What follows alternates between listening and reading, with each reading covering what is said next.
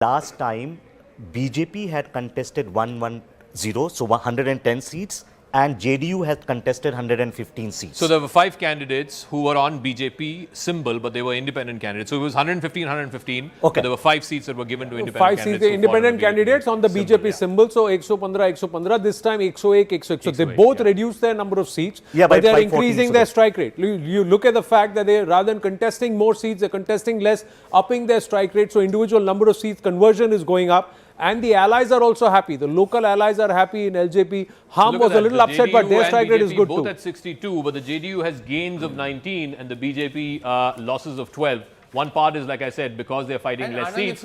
But yeah, Zaka, if you look at the 146 now, sir. 146. If you look at the India Alliance story, of course they are failing and faltering, but all constituents are actually, constant. It is not that the Congress is, dipping. Even the RJD is not doing well, and some of the smaller allies are doing very badly. That IP Gupta party and that other VIP. And the Congress performance is not that bad in that proportion. Sir.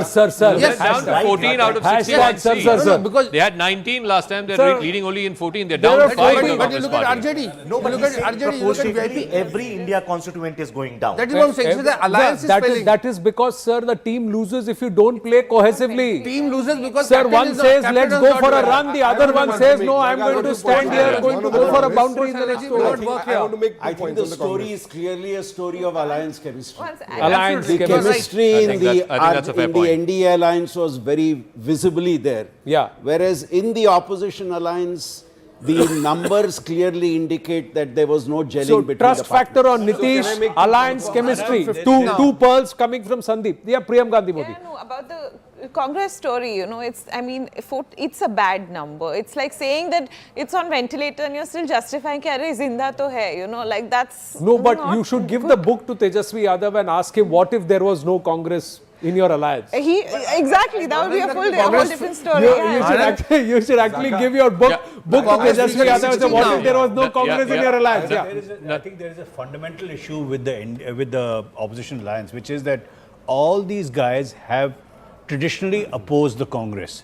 Fundamentally, for the Congress, and whether it is Samajwadi Party or it's RJD, it's an existential issue. If Tejasvi wins, it pretty much destroys the Congress going forward. And therefore, how can you have a coherent... Sir, 18 seats, 18 seats ka leads not yet out, but the NDA is nearing 150 number. So 160 looks possible at this point with respect to leads. Look at the bottom of the screen, 149, 64 to the BJP, 64 to the JDU, both of them batting strongly for that alliance, and they should hit the 150 number. We'll have a few key race alerts also, but first to the live result, Griha has got some updates. Yes.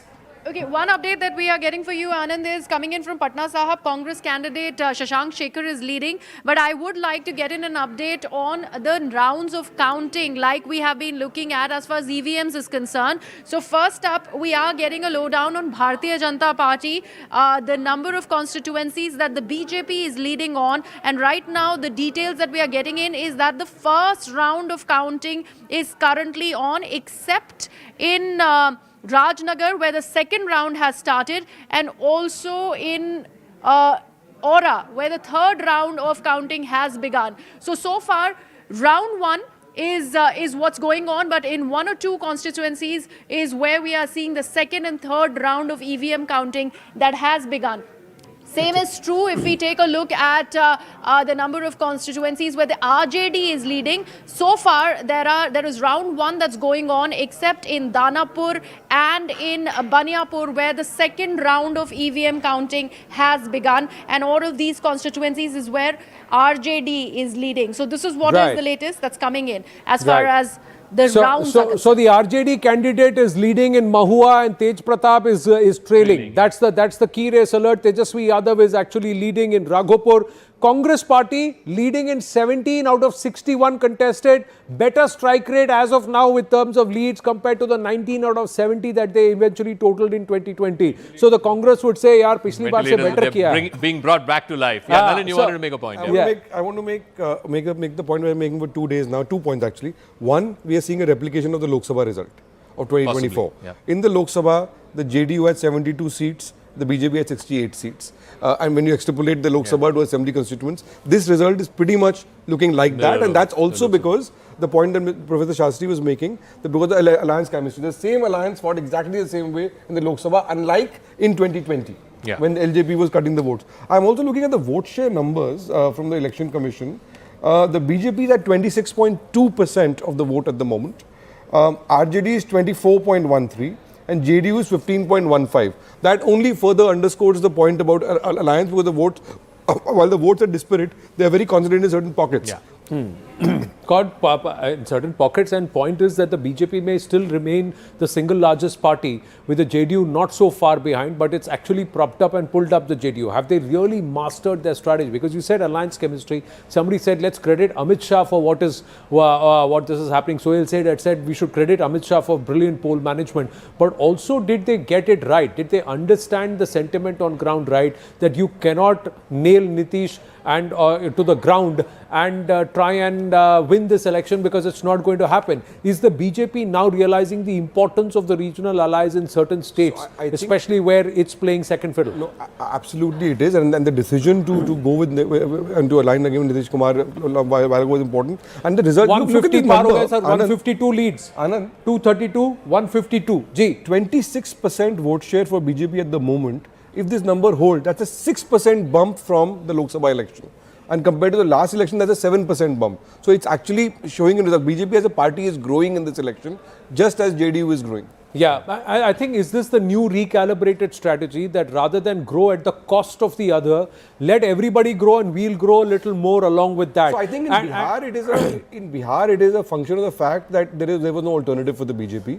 BJP doesn't have a local leader, and the caste matrix is such that the JDU's caste basis and BJP's caste group, you have to they complement each other very well. So they're not competing with each other, so they work very well as an alliance. Is always stuck between the politics of social justice and Hindutva. Unlike in UP, Hindutva does not have a statewide appeal and a largish base where you can hit the critical mass of forming the government on your own. So it's always been a situation where the BJP needs the help of one of these old socialist Mandalwala parties, and Nitish has always been their steady ally. What happens after since that? 95. No, Nistula, what happens after Nitish? I mean, you've been saying that this is possibly his last election. What happens? Does Bihar also mirror UP then?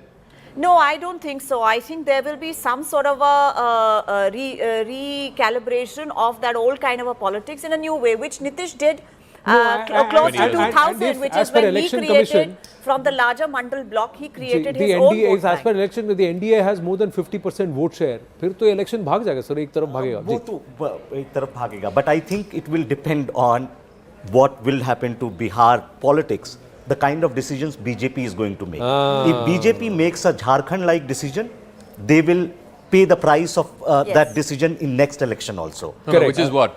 Say that you again. got a non-tribal chief minister. I think with this result, it's very clear that Nitish will be CM. I don't think there's any post-Nitish kind of decision, right? And so it will, see, BJP tried 2 deputy CMs last time, 2 deputy CMs this time. None of them have been able to emerge as sort of like नहीं कर पाएंगे sir. And in Bihar, I think somewhere it is very simple. You have to defer to Nitish, and you have to allow Nitish to announce his legatee. Nitish Kumar has to announce his legatee, whether he announces the legatee from JDU, from BJP or anywhere. And for all you know, he will announce somebody from the JDU, and somebody is being groomed, quietly being groomed to take over. I don't think he's going to announce a legatee. I have a feeling he's going to be like Jayalalitha. He'll say that, look, people will push forward a leader, because he himself... They still haven't solved that problem. What he basically, I think, did in 95 onwards, along with George Fernandes, and breaking away from the Janata Dal led by Lalu Prasad Yadav at that time, which became the RJD, was to do a Mandal 2.0, which is the salami slicing of the larger OBC bloc. Then he added the women's vote. Now you will have the part 2 of that situation, where somebody will have to come and conceptualize a new sort of a social coalition. I don't think that Hindutva even now will be able to win BJP the election in Bihar. If I may request, let's not talk about post-Nitish Bihar as Just of now. yet. Let him... Why No, not? no. We wish him great health. We wish him great health. We wish him a successful 5-year term as Chief Minister, and also underline the fact कि भाई tiger अभी जिंदा है, बूढ़ा शेर में अभी भी बहुत ज़्यादा because you're forgetting, कोई problem नहीं. neither Prakash Singh Badal vacated the seat, nor M.K. Stalin vacated but the I'm seat. just saying, So, but I feel that the intelligent and the engineer in Nitish, and also a certain level of political astuteness, was another he level will of at a point in time know that अगर party को चलाना है तो कोई अगला उत्तराधिकारी घोषित करना पड़ेगा.